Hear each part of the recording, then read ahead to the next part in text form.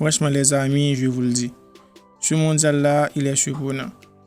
Il est surprenant dans le sens où on ne peut vraiment rien prédire. Et la défaite hier de l'Argentine 2-0 face à l'Arabie Saoudite, qui devrait être entre guillemets le petit poussé de ce groupe, nous a appris une chose qui a toujours existé dans le foot et qui existera toujours.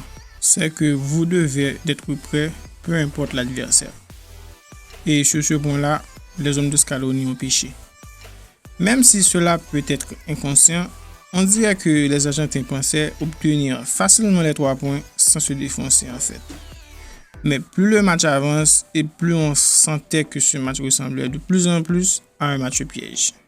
Et on voit que l'Argentine est surprise par l'intelligence tactique de cette équipe d'Arabie Saoudite qui ont joué pour moi le match qu'il fallait.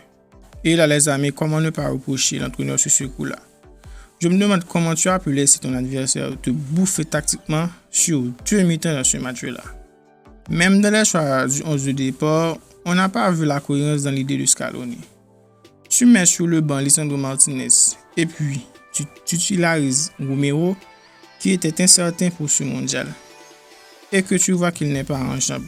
Un truc plus grave encore, je me demande comment il a pu mettre sur le terrain un mec comme Papu Gomez.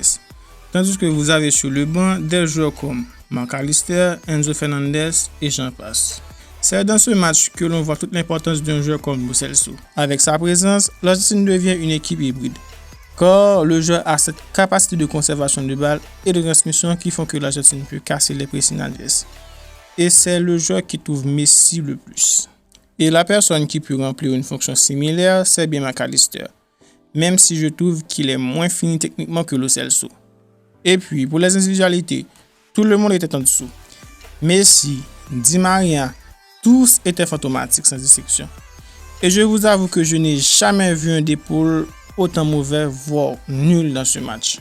Mais donnons le mérite à l'entraîneur de l'Arabie Saoudite.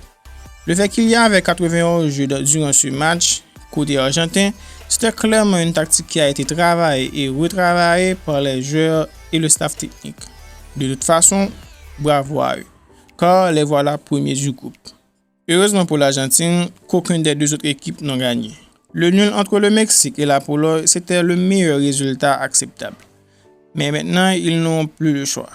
Les Argentins doivent gagner les 2 prochains matchs, à commencer par celle face au Mexique. Car dans le cas contraire, c'est l'élimination directe. On arrive à la fin de la vidéo. Je vous invite à liker et à la partager. Et abonnez-vous pour ne rater aucune de mes prochaines sorties. Ciao!